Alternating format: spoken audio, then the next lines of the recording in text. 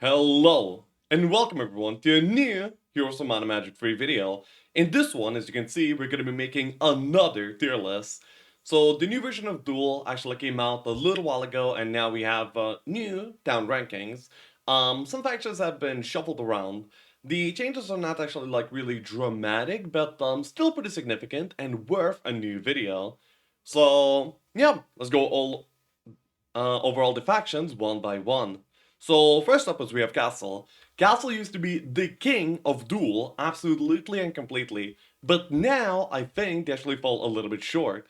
And instead of the usual S rank, I feel like they're gonna be top of A rank over here. Next up is we have Conflicts. Conflicts has always been great, okay?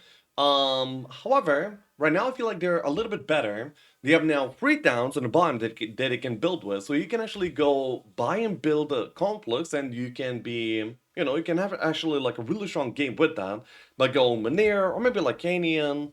Also if you go Anian, you can actually like still tempo super hard and get the mid before any other faction, so that actually works out like pretty well too. They are a solid A tier faction.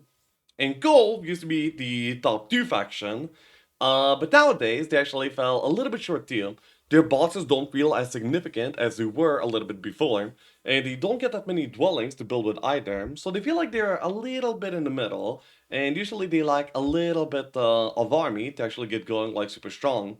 Despite getting some new, interesting, awesome heroes to play with, I would put them middle of A tier. So yeah, and now the biggest upset and the biggest change in this entire patch was actually Dungeon. Dungeon used to be pretty much the worst faction, but it went right back to being the best faction in Duel, no doubt. It is S tier and Deemer coming back to Dungeon faction ended up changing everything. Dungeon lives and dies by the Deemer. He honestly just carries the entire faction so well, gives them like so much tempo, so much to do. It's completely amazing. Next up is we have Fortress. I mean, experimenting a lot with the new Fortress heroes, that being Alkin, Wiston, and they feel like kind of good, but not really that exceptional. I would say Fortress has the best opportunity to build up their army in the biome. It's both pretty easy to build, and you get like a lot out of it because you get like so many dwellings. It's kind of insane. 5 growing dwellings, 5 Viburness, and then 6 Zydopons. Absolutely insane. Still though, I feel like they lack a little bit from the rest because they don't have the tempo to support their building, or and they don't have the tempo to like win the game without building either. So they're kind of like stuck in the middle. I don't really know what to do on them. I'm still trying to figure it out. Inferno always has been and will probably always be one of the lower tiered factions in most formats. I shall put them in C tier. Now, Necropolis is pretty interesting. Now, they actually lost the Vampire Balls, but they didn't lose that much ranking because of it, because there's like still really good, strong ways to play Necropolis.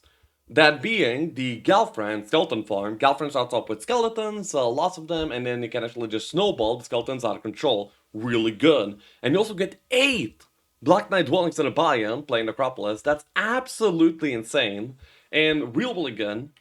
So you can also go like for Venomina still, from Skellies, you can even try Vampire Steel. They have like many good options going for them. They're gonna be like about beat there. Actually, about where they were before, maybe like slightly lower. Then, next up is we have Rampart. Rampart now has Ivor as an option, so they have like a good might alternative to Eris. And because Rampart doesn't really get as many bosses anymore, I feel like that might alternative is actually like pretty necessary. Playing Ivor feels pretty good, probably a little bit better than playing Eris, so I kind of like him. Still though, where they end up in ranking, at least for me, is gonna be B tier. I feel like Rampart fell off. Rampart needs to live and die by the boxes. They don't really have any building options, and now their box contents became a little bit worse than they were before. So, they're a little bit lower. That's how it is.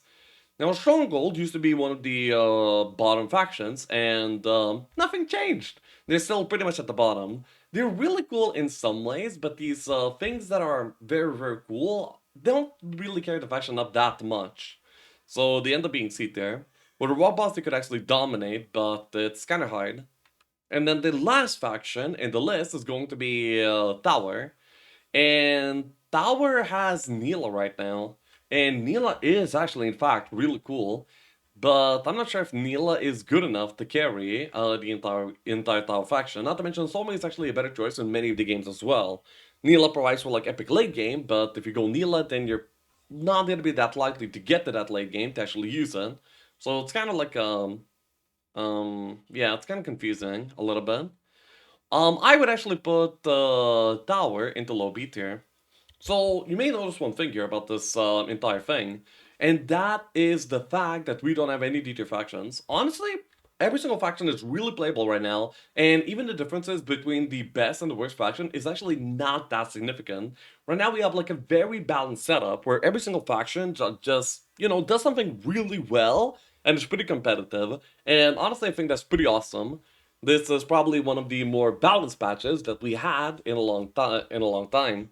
At least when it comes to faction power. So yeah, I'm really happy to see that, and I hope you enjoyed the tier list, and catch me on stream live. I stream pretty much every single day.